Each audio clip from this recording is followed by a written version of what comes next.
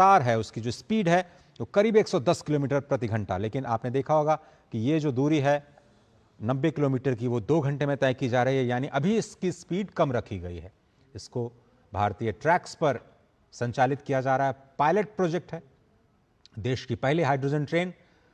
इसके सफल संचालन के बाद ऐसे रूट्स जहां पर इलेक्ट्रिफिकेशन नहीं हुआ है वहां पर हाइड्रोजन ट्रेन को चलाया जाएगा। होगा इससे यह कि जो डीजल पर निर्भरता है, और अभी बहुत बड़ा शेयर नहीं है डीजल ट्रेन्स का हमारे देश में, उसको रिप्लेस करने में मदद मिलेगी, कार्बन उत्सर्जन घटेगा। और भारतीय रेलवे ने 2070 से बहुत पहले नेट जीरो का जो लक्ष्य रखा है, उस दिशा में भारत को अब मिल चुका है अपना खुद का मेक इन इंडिया, आत्मनिर्भर भारत को मजबूती प्रदान करने वाला एक ऐसा तंत्र जिसे अब आप जानेंगे हाइड्रोजन ट्रेन के तौर पर। और आज भारत उन चुनिंदा विकसित देशों की कड़ी में शामिल हो चुका है जहां पर अत्याधुनिक सुरक्षा प्रणालियों के साथ इस नई नमो ग्रीन ट्रेन का संचालन किया जाएगा। आपको बताएं कि इस ट्रेन में कई आधुनिक सुरक्षा प्रणालियां लगाई गई हैं, जैसे कि हाइड्रोजन गैस लीक डिटेक्टर, जैसे ही कोई लीकेज होता है तुरंत डिटेक्ट कर लिया जाएगा उसको।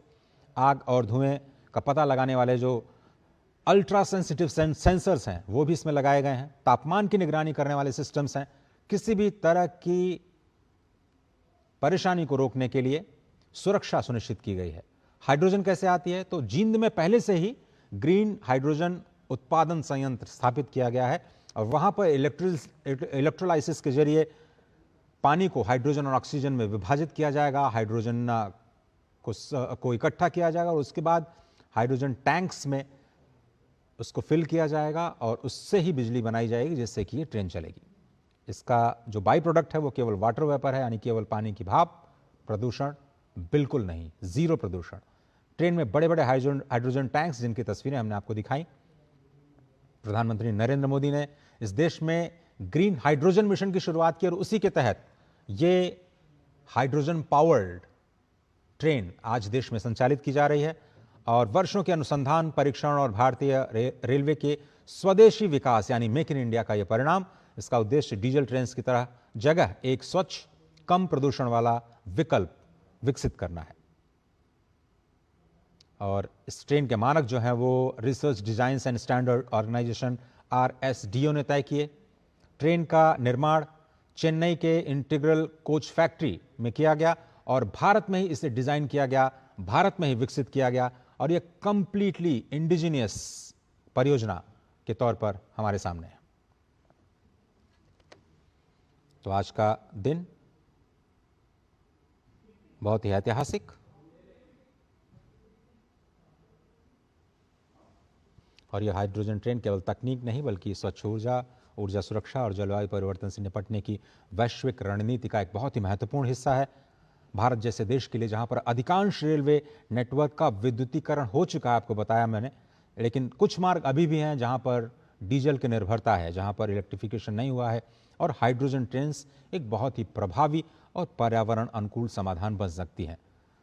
भारत जैसा कि आप देख रहे हैं कि स्वदेशी तकनीक विकसित करने में सफल हो चुका है, तो ये वैश्विक हरित परिवहन यानी जो ग्रीन मोबिलिटी है जिसकी पूरी दुनिया में इस वक्त चर्चा हो रही है, इसमें भी एक प्रमुख भूमिका निभा सकता है। और ये टेक्नोलॉजी भारत के बाहर भी शेयर करने के लिए भारत बिल्कुल तैयार नजर आता है। तो पहली बात, ये दुनिया की पहली जो व्यावसायिक हाइड्रोजन ट्रेन है, आपको बताएं कि फ्रांस में शुरू की गई थी, कोरोडिला आइलैंड, और एक बार हाइड्रोजन भरने के बाद इसे 1000 किलोमीटर तक चलाया जा सकता है। लगभग गति 140। ये दुनिया की पहली हाइड्रोजन ट्रेन है, उसकी हम बात कर रहे हैं। और ट्रेन के संचालन के दौरान केवल पानी की भाप निकलती है। हाइड्रोजन का उत्पादन जो है वो ग्रीन हाइड्रोजन से किया जाए तो पूरी की पूरी जो परिवहन श्रृंखला है वो कार्बन मुक्त हो सकती है। अभी इलेक्ट्रोलिसिस प्रोसेस में थोड़ा सा प्रदूषण जरूर होता है, लेकिन अगर इसको ग्रीन हाइड्रोजन के जरिए बनाया जाए, इस हाइड्रोजन के उत्पादन को सुनिश्चित किया जाए, इलेक्ट्रोलिसिस प्रक्रिया का वो न किया जाए,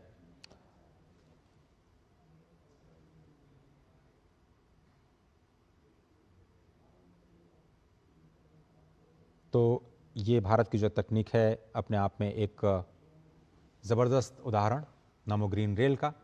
और ग्रीन रेल इसलिए हम कह रहे हैं क्योंकि ये बिल्कुल प्रदूषण मुक्त, बार बार हम आपको ये समझा रहे हैं कि जो शून्य कार्बन उत्सर्जन है, केवल जल वाष्प निकलता है, वही इसकी सबसे बड़ी खासियत है। डीजल का विकल्प है, बहुत कम शोर करता है, डीजल इंजन की तुलना में बहुत ही शांत इसका इंजन है। ऊर्जा दक्षता के मामले में जो फ्यूल सेल है और बैटरी मिलकर के ऊर्जा का बहुत ही बेहतर उपयोग करते हैं।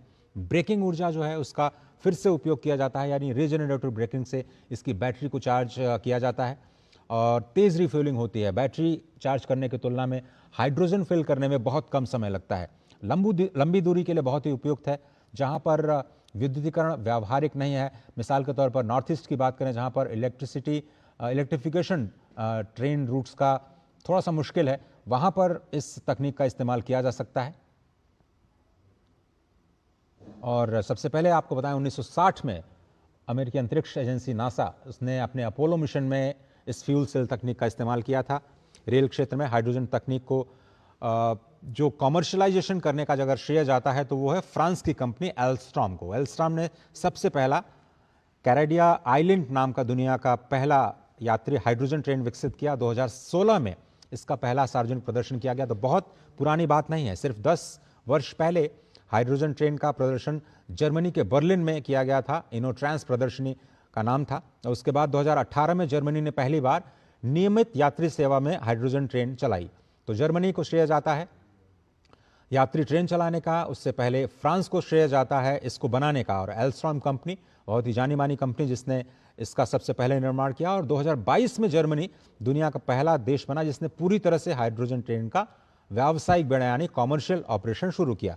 उसके बाद France, Italy, Austria, Sweden, Canada, चीन, दक्षिण अफ्रीका, ब्रिटेन, ये सारे देश जहां पर हाइड्रोजन ट्रेन परियोजनाओं पर काम शुरू किया गया। भारत में जो हमने ये शुरुआत की वो हाइड्रोजन ग्रीन मिशन, जो कि प्रधानमंत्री का एक बहुत ही पसंदीदा प्रोजेक्ट है, जिसमें हम देश में ही ग्रीन हाइड्रोजन का उत्पादन करना चाहते हैं और इसमें शुरुआत भी हो चुकी है।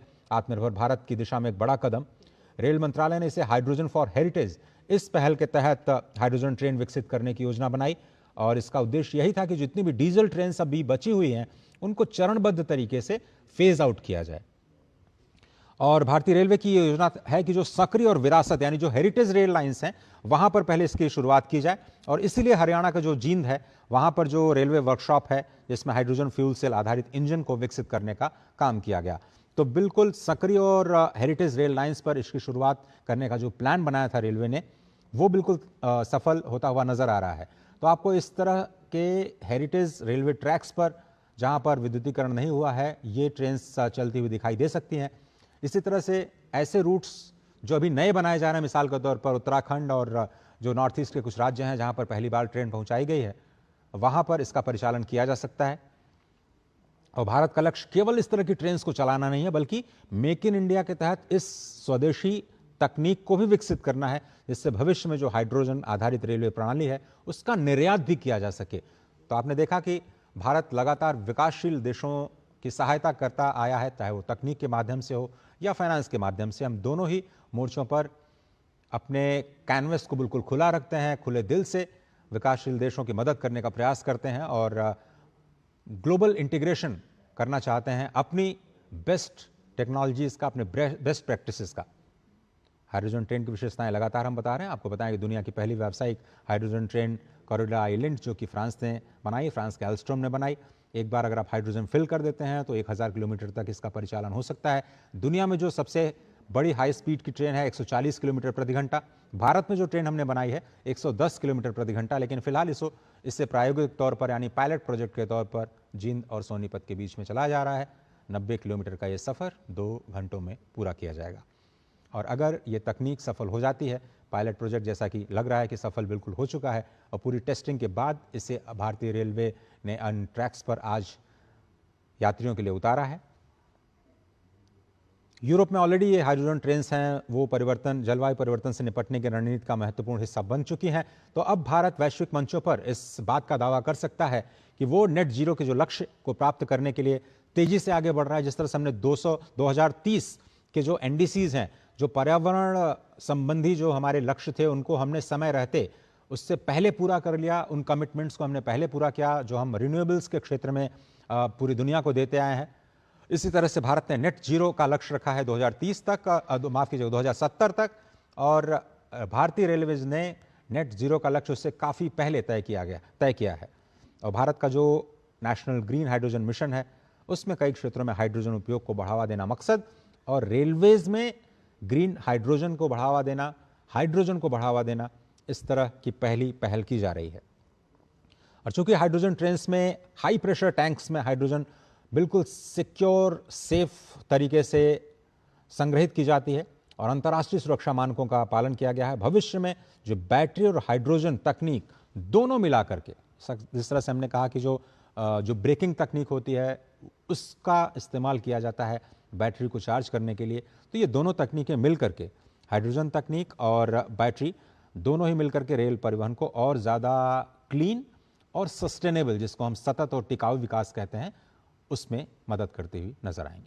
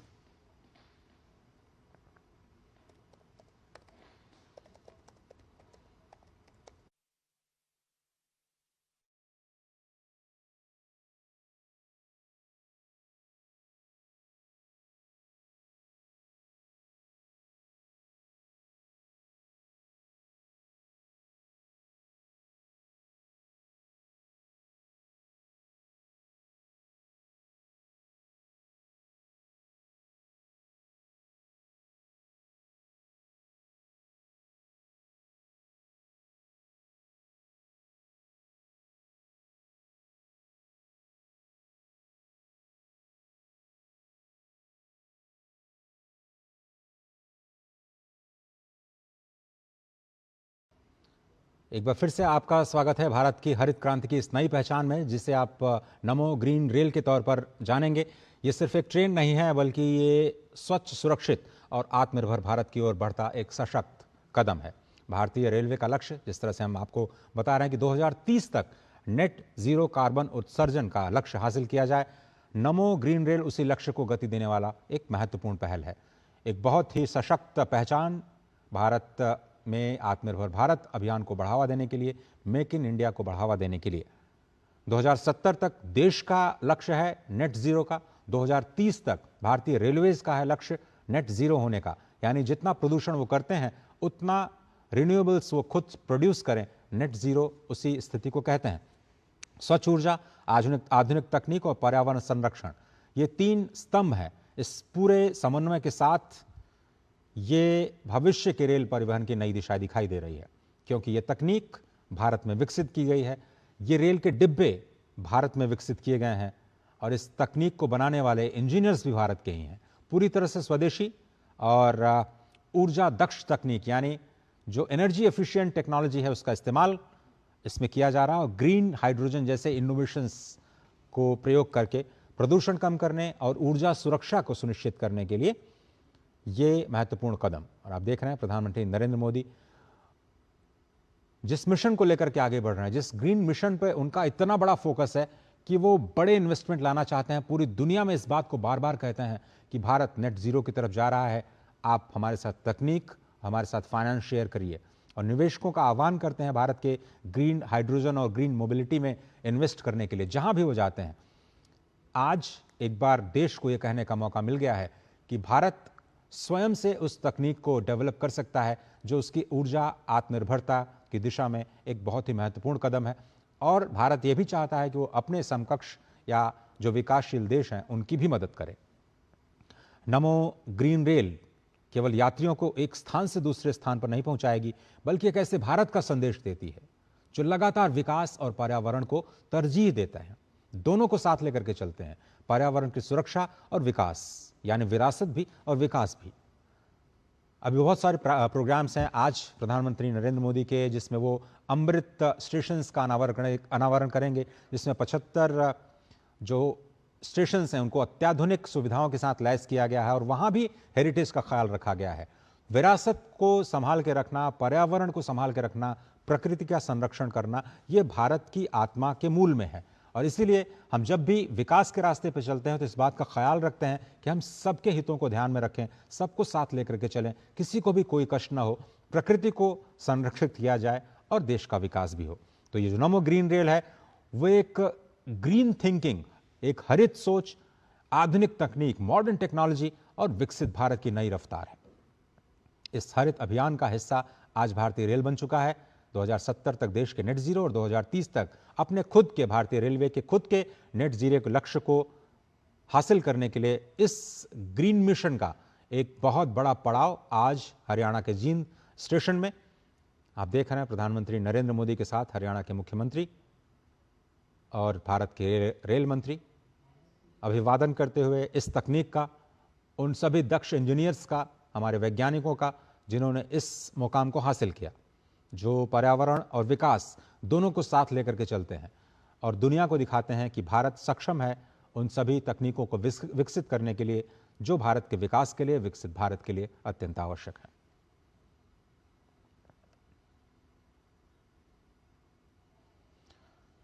– 2030 तक जो नेट जीरो का लक्ष्य है रेलवेज का, उसमें कई बड़े कदम रेलवेज ने उठाए हैं, जैसे कि ब्रॉड गेज रेल, उनका विद्युतीकरण, क्योंकि जो इलेक्ट्रिक लाइंस हैं, इलेक्ट्रिफिकेशन बहुत ज़रूरी है, क्योंकि वहाँ भी हमें कार्बन उत्सर्जन को कम करने में मदद मिलती है।